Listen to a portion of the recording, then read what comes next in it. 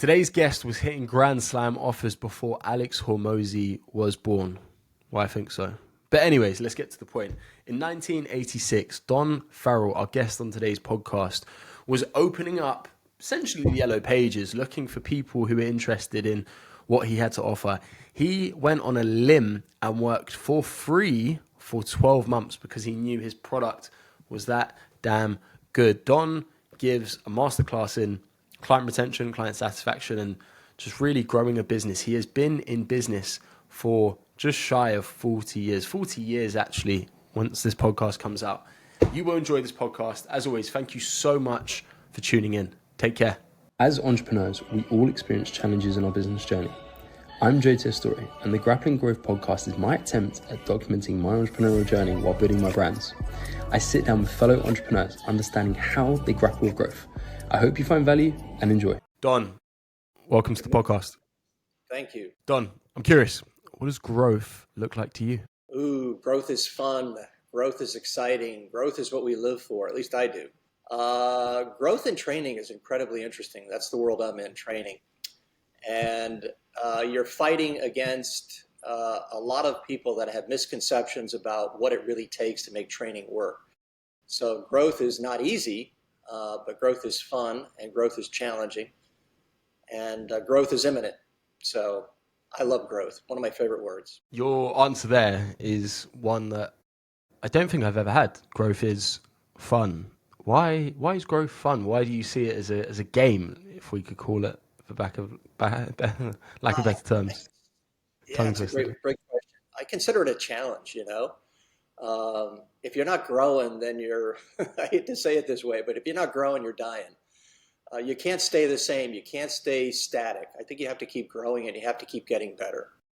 That's just a philosophy of mine, and it's the fun part of what I do. How do you measure that growth? That's a great question. I measure growth primarily through the gains of my clients. So if the objective is to increase skills, we're able to measure that growth because we're one of the few training companies in the world, Joe, that actually measure and track and actually keep our clients and ourselves especially accountable. And how we do that is, for example, if we train a hotel on how to take reservations the right way, we're actually shopping them the day afterwards. We're calling them up. We're recording those calls. They don't know it's us. They think it's a real consumer. We match those scores up against the skills we've taught. That is our greatest litmus test. So if our clients are not doing it, then we're failing. Even if it's their fault, we're failing because they're not following through and they're not executing what we've taught them. So one big way to measure our success is how our clients are performing. And then, of course, there's the standard ROI things. Are they making more money? Are they getting better guest scores? Is their turnover going down? And these are all things that we can impact. So that's how we're able to measure growth. And looking at fresh revenues and what you've just spoken about there, and I love the narrative that you paint around there. Why is it so crucial to you to take extreme ownership in the success of your clients' results in business, even though, and I know a lot of businesses, they say, we've trained you, now it's on you. I find it a fresh, for no pun intended, but a fresh perspective there where someone says, no, actually, it's still on us to make sure that they're adhering to the training that we've taught. Where does that philosophy come from? It comes from a fundamental belief that I've got that I want to make a difference. So here's a quick story for you. And I won't tell you who it was, but it was a famous speaker at the time. This story goes back 15 years ago, maybe longer. Having dinner with this famous speaker. Now, this person was charging $800 a person. They had 5,000 people in the audience. And this person was doing 2 of these a week for weeks on end. That's how famous they were. And that's how hot they were. I'm having dinner with this gent. Now, he didn't know who I was. He couldn't tell me from the busboy, but a friend of mine knew this speaker, so like 8 of us had dinner with him that night. And I found an opportunity to ask him a question. I said, can I ask you a question? Man, this is outstanding, the amount of money you're making. But can you answer me this? Of all the 5,000 people that sat in the audience today and listened to you, what percentage of those folks are actually going to execute what you suggest? And the first thing that stunned me, Joe, was he had to think about it. He was like, oh man, let me think. I would say under, can you guess a number, Joe? What do you think he said? What percentage of people are going to actually execute what he suggested? What was his number? 5%? 1%. Under 1% of the people are actually going to do what I suggest. Now, Joe, I couldn't sleep at night if I thought only 1% of the people were being impacted by something that I was doing. So it goes back to that for me. It's fundamental. Are you making a difference? Are you driving the ROI that your clients are looking for? And if you're not, then you shouldn't get paid. So it's just a fundamental belief I've got, brother. Interesting. But then where does the buck stop? Where do we get to a point where we say, we know what we're doing, and a lot of what we do is similar to you, where we hopefully make impact for businesses. We will deliver, we will drive them potential new clients, partnerships, opportunities. And I've seen this, and naturally I won't name drop partners that we work with. We'll have two identical partners. One will be massively proactive, on the ball, making sure that they're playing their part. And then someone else will respond to us days later with one-word responses, very short, ambiguous sentences. And I think, wow, why does it feel that I care more about your business than you do? And it's the classic analogy of you can bring a horse to water, but you can't teach it to drink. And it's quite often the case that there are so many people there. And if people, the point I'm getting to is, like this speaker, I don't have a clue who he is. I've kind of got a few images of who it might be in my mind. However, the point I'm getting to is those people are there through choice. And people experience the same dopamine hits, the same internal feelings of thinking about achieving their goals as they do to achieving it. So people quite often mentally masturbate. New Year's is the best time where people start thinking, these are my goals for the year and this is what I want to do. Yet, how many people, and there's crazy statistics on how many people fail their New Year's challenges after the first week, the first month. Where's the accountability? Where's the self-accountability? And fundamentally, we need to be agents for our own lives, our own businesses. And yes, we have coaches, training, consultants come in, give us that guidance. But at the end of the day, who cares more about your health, your life, your success than you? No one else in this world. So that's kind of just my side tangent to the fantastic point that you made there. Man, I'll tell you, that's an awesome question. So at the end of the day, you and I are entrepreneurs. We're willing to work 24/7. You and I can't expect an employee of a corporation to feel the same way about their business as you and I do. So that's in the back of your brain somewhere. At some point, the accountability always lies with the client. I mean, you've done everything you possibly can do, Joe, and I've been there many times. And you just have a frank discussion with whoever the stakeholders are, and you say, look, I've done everything known to man to get you to be successful. And I'm counting on human nature to be a good person, right? And at the end of the day, most of our people are, right? Most of our clients are. The vast majority are. And they will admit, you've done nothing wrong. You've done everything in your power to get this thing to work. And on our end, it's still not hitting 8 out of 8 cylinders. We're hitting 6 out of 8, and it's not your fault. It's our fault. So, okay, at least we're at a point where we understand where we're failing, right? Now, what's the plan to get this executed?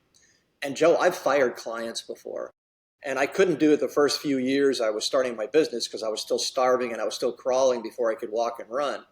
But I loved the day 3-4 years after I started my company where I could be so frank with the client that if he fired me, she fired me, I could still eat that night. That is such a great feeling, brother, to be that honest with your clients, you know. Here's where you're failing. And if you rub their egos the wrong way and they don't care for it, then you fire them. They're just not the right client for you, okay? So that is a great feeling to be able to be that honest. But at some point, you're right. You've done everything you can to make this client successful, and the ball's being dropped on their end. We just have to have that frank discussion with the stakeholders and that they get it.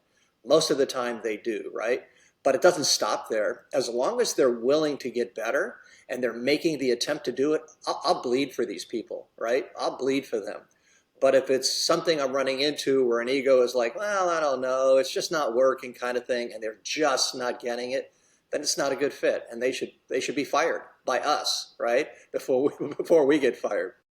But here's the bottom line, and I'll shut up on this. My company guarantees success regardless if it's their fault or my fault. And what that looks like is if they tell me that in some way, shape, or form they're not happy with where they progressed with our company, then I will work for free until they are satisfied. And if they're not, then I've got to pay them back every dime they've ever paid me since working with them since day one. And in all these years, since 1990, Joe, when I've dealt with tens of thousands of clients, I've had to do that on 3 occasions. And on one occasion, it was right. It was fair. We dropped the ball. We didn't do what we were supposed to do. And then we continued to mess up afterwards. We deserved to get fired. But then there's been those few where it really was their fault, and that's okay. That's what the guarantee looks like, right? And the best thing about my guarantee is it drives the culture in my company.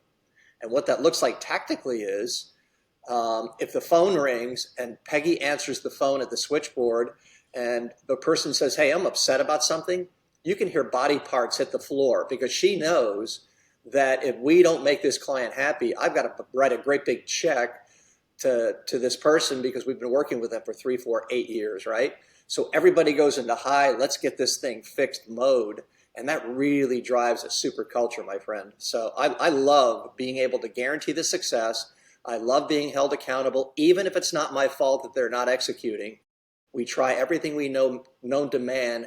And at the end of the day, you may have to fish or cut bait. But for the most part, 99% of the time, we win. So that's a long answer to a great question. Sorry it took so long. And that's a fantastic answer to a great question. So thank you for leveling up there. There's so much to unpack there.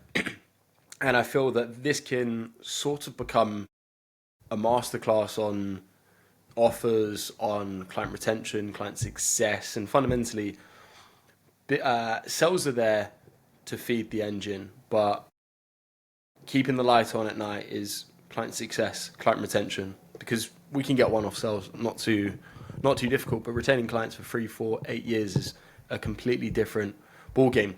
For you, if you take a step back, where did you get the internal belief and where did you think this is the right thing to do to offer such a strong guarantee, such a strong offer? Because that means that you know what you're going to do is going to deliver. It was out of need. It was out of desperation, I'll be honest. So the first 4 years of my company's existence was just me. I'm in the spare bedroom of the house, and I'm not even doing training yet, Joe. I'm doing pure consulting. And in that first year, you know, I'm a sales guy from a background, right, of sales.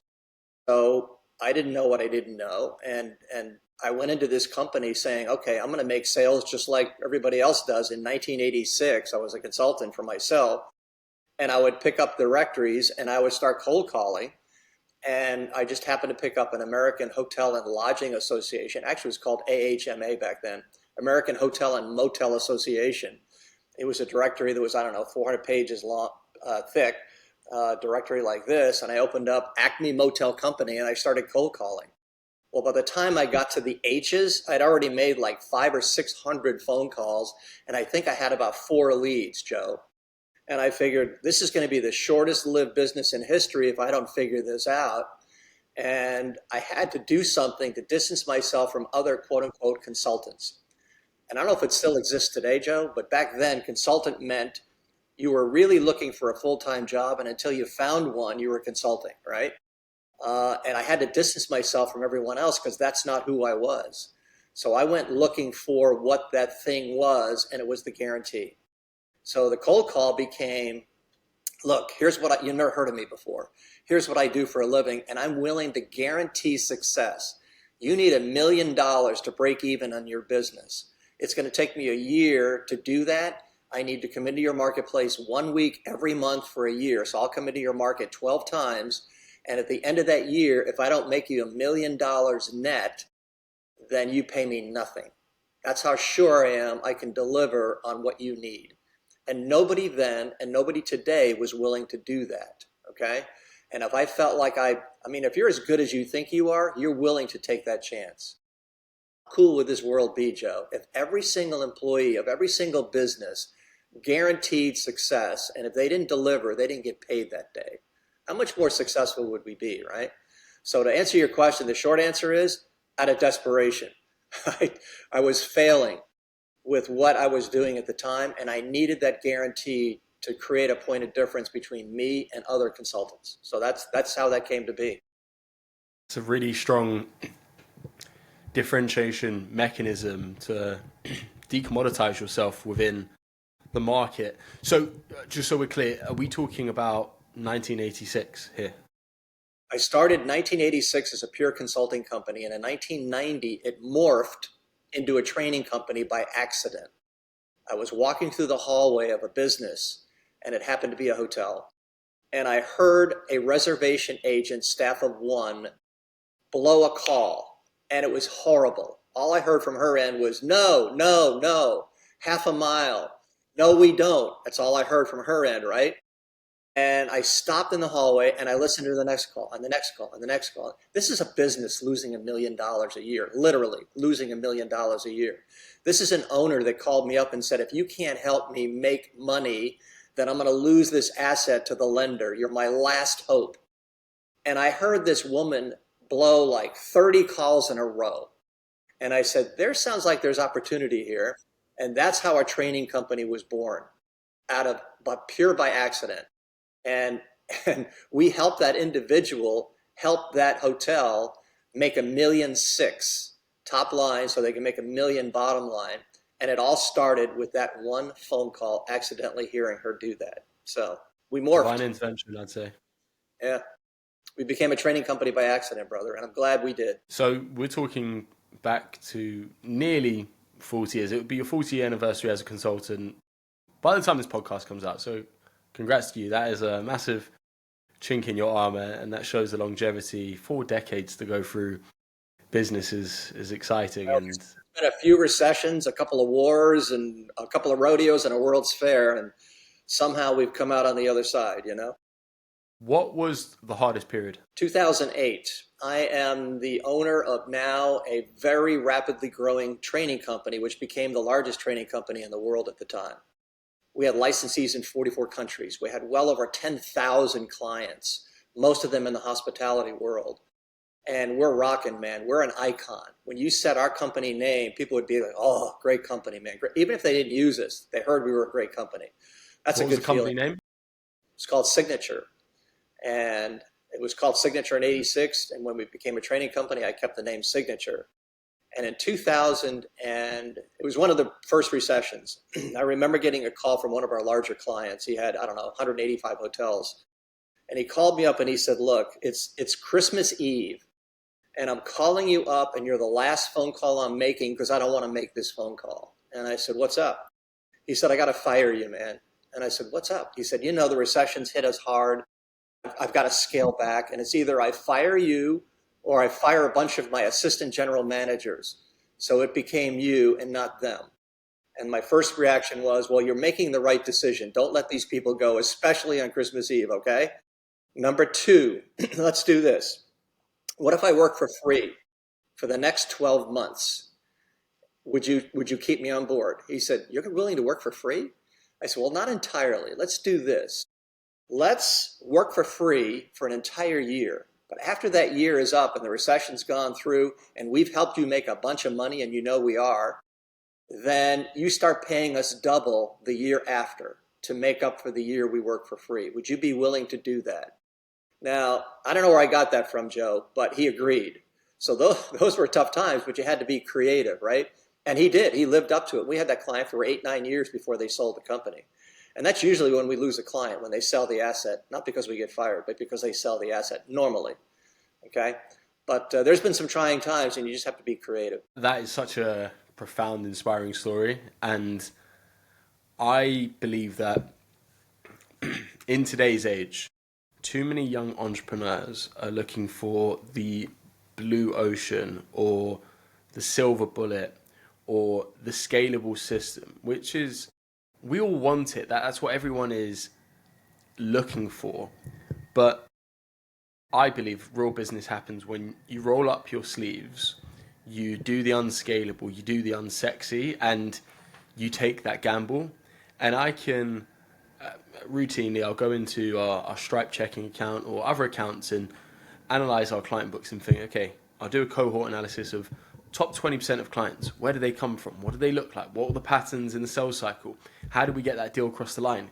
And I believe there's so much sales training, which is carbon copy frameworks, which, don't get me wrong, I think frameworks are amazing. I think scripts, they're a different beast when it comes down to small businesses and doing stuff that's tailored for relationships.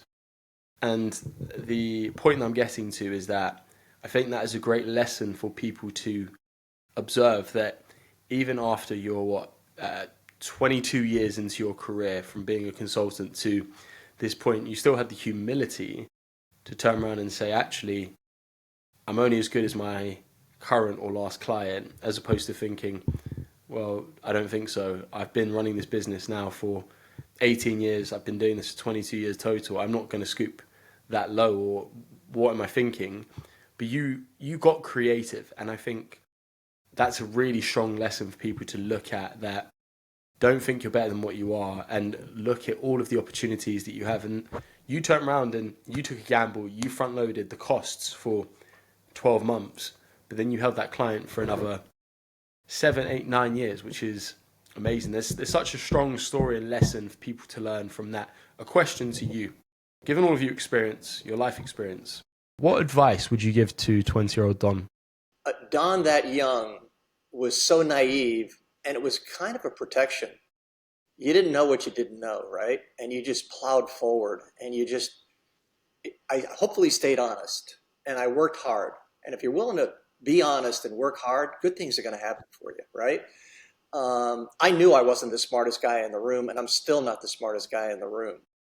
And when I approached every client that way, I was starving to learn something. And I'm still starving to learn something every single day.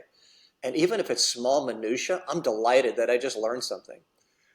Case in point is 2 days ago, I got a call from a client who's in the Wi-Fi business. Now, I've never had a Wi-Fi client before.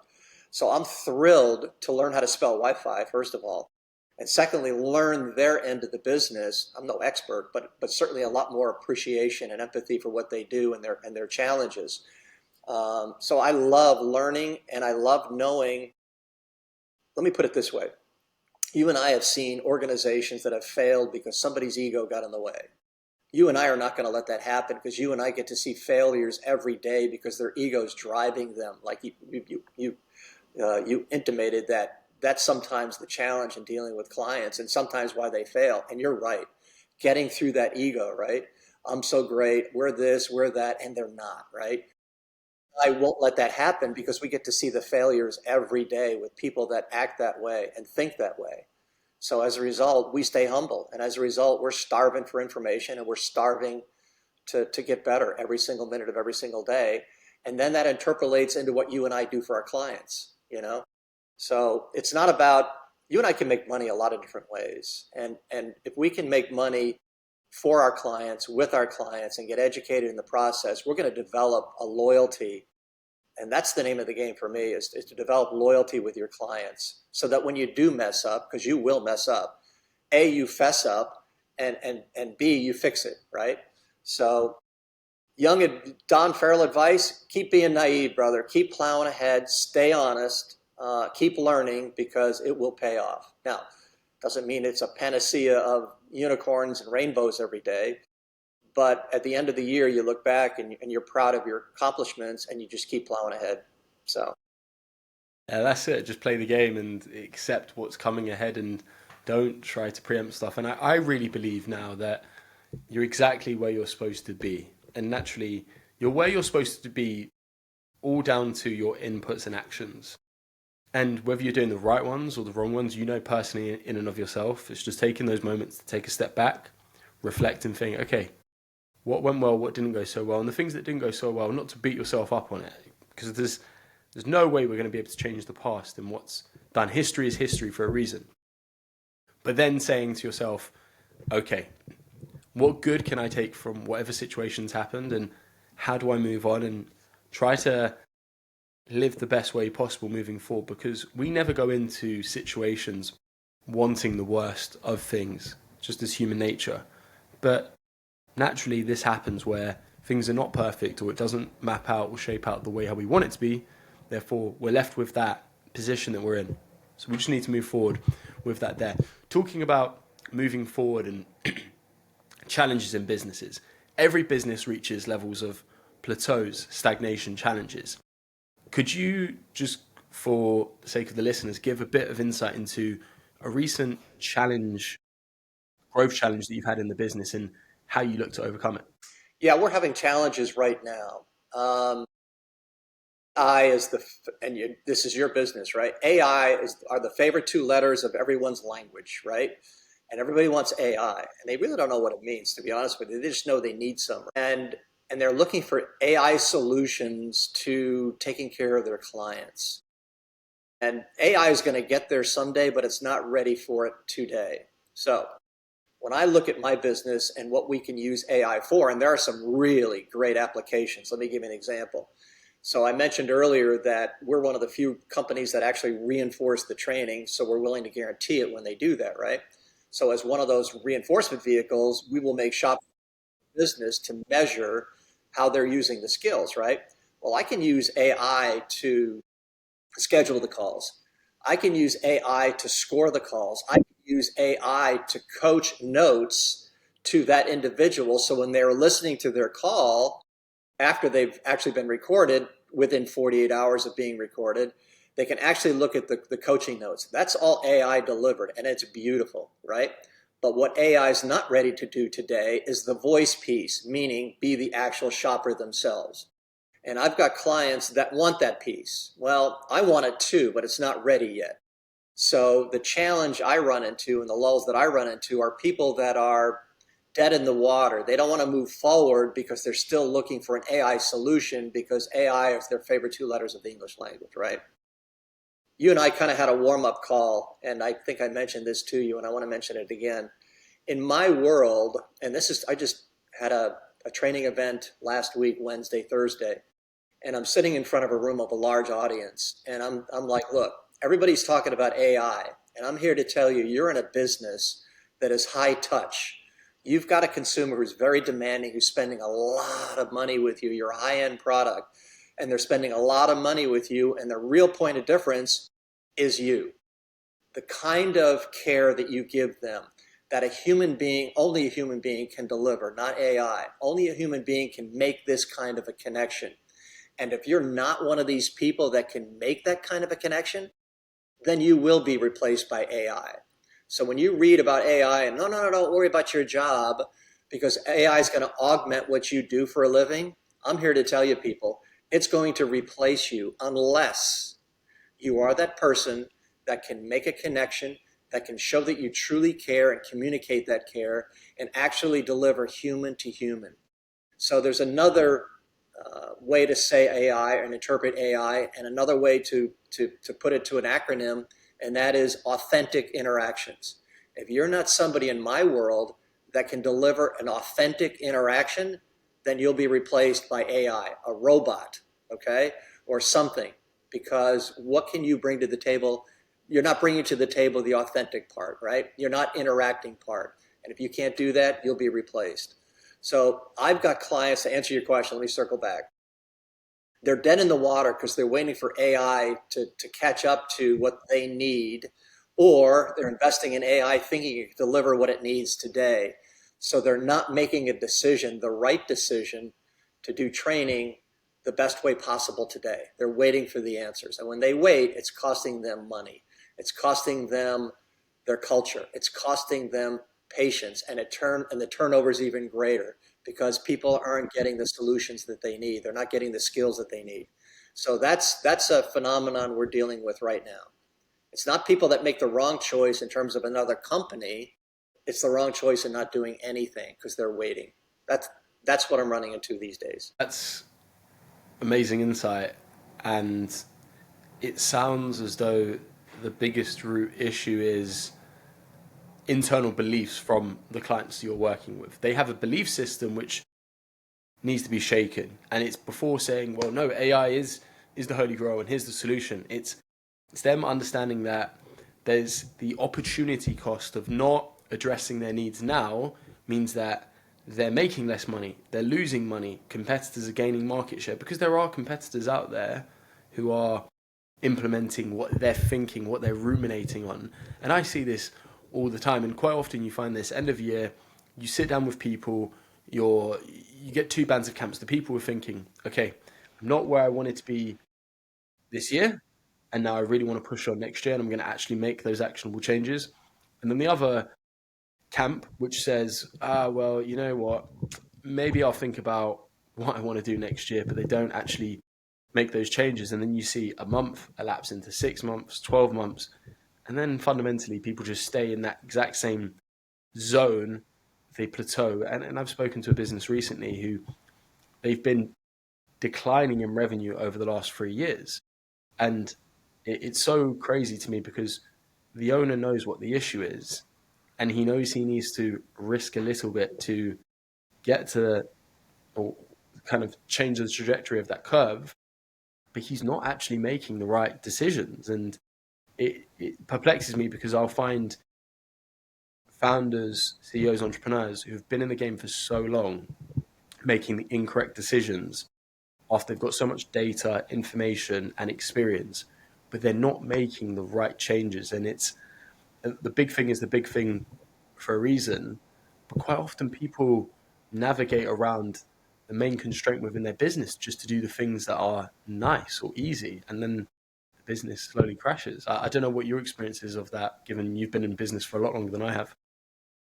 Man, what brings to mind are a lot of things that you just said, but let me focus on this one thing. So how many times have you and I seen mission, vision, values? And of course, the main thing they say is the real point of difference in my organization are my people, okay? Their people make the difference. And they're right in making that statement. They just don't execute it because they look at training as an expense. And they really need to look at training as an investment. And if they looked at it as an investment, they'd be looking for the ROI, the measurables. So when they look at it as an expense, they're checking a box, Joe. They're like, okay, we did some online learning, check the box. So I should see new skills. I should see a lot more money, right? And it doesn't happen because you looked at it as an expense. You didn't invest the right product. You didn't invest in the right service. As a result, you check the box. And now you're saying, my people are stupid. I hired the wrong people. And now you're blaming them, right? And it all started with this vision, values and mission statement that said, my people are the real point of difference. Well, if they truly are, and if you truly cared, you would get them the tools they need to be successful and not look at it as an expense, but as an investment, and keep everybody accountable, especially that training partner, right? I'm not saying not to keep them accountable. Keep them accountable, and let's get the true return that you're looking for. So those people that keep doing the wrong things and expecting different results are obviously insane, right?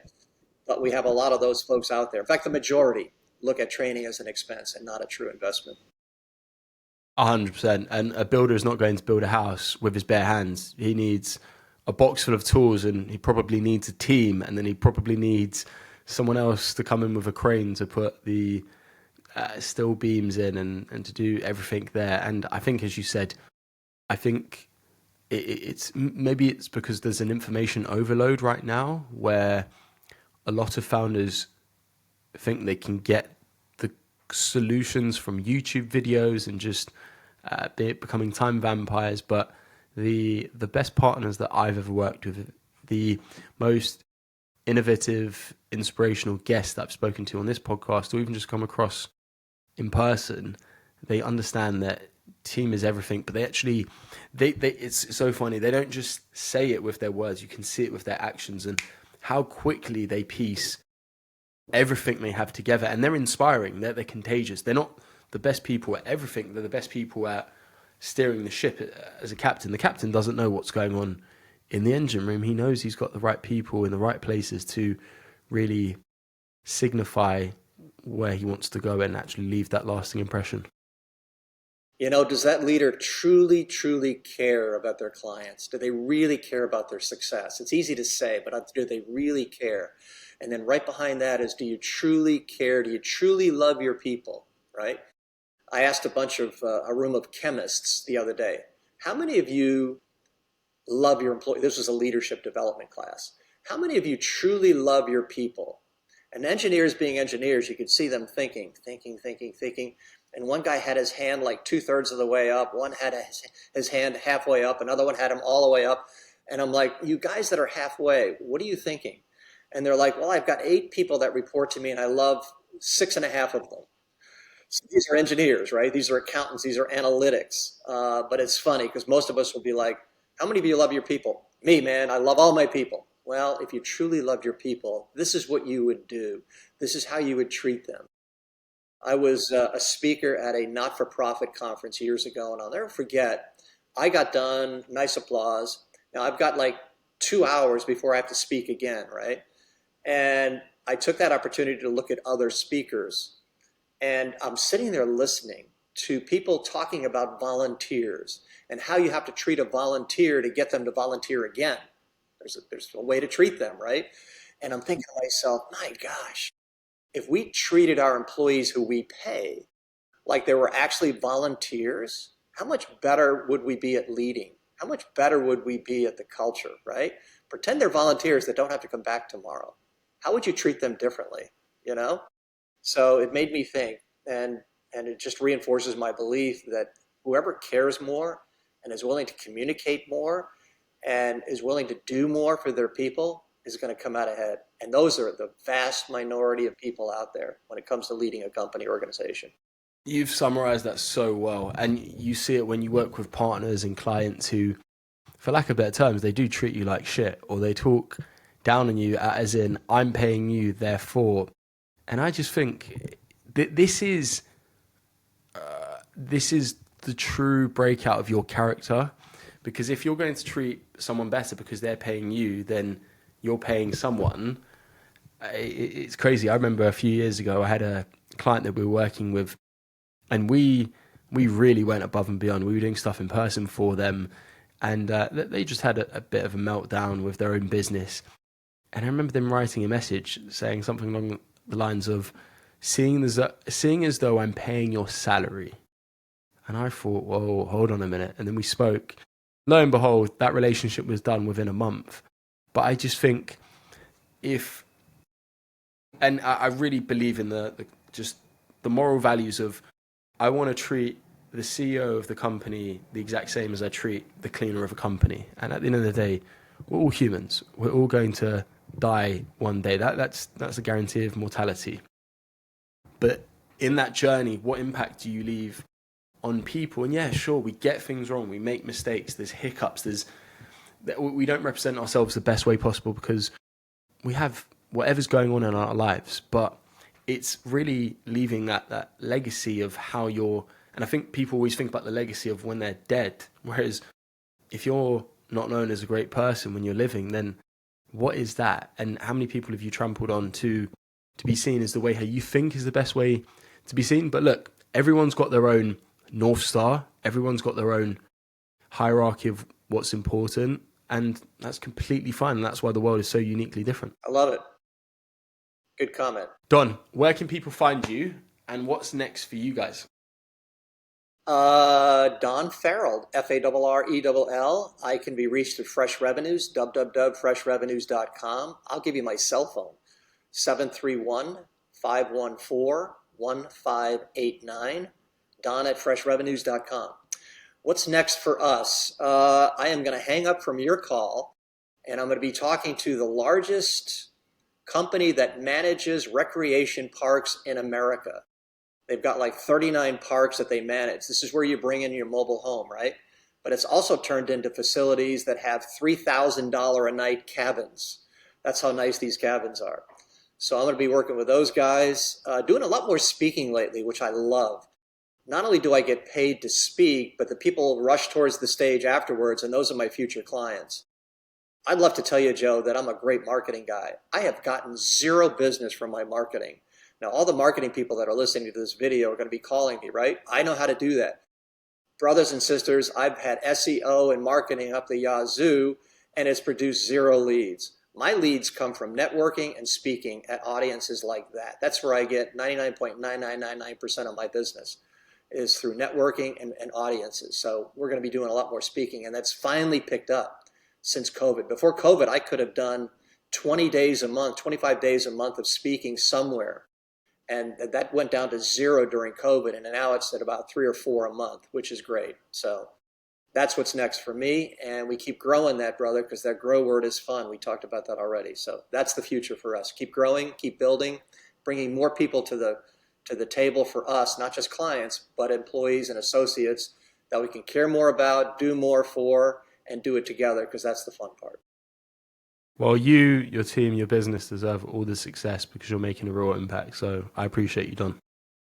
I appreciate you, Joe. Thank you, man.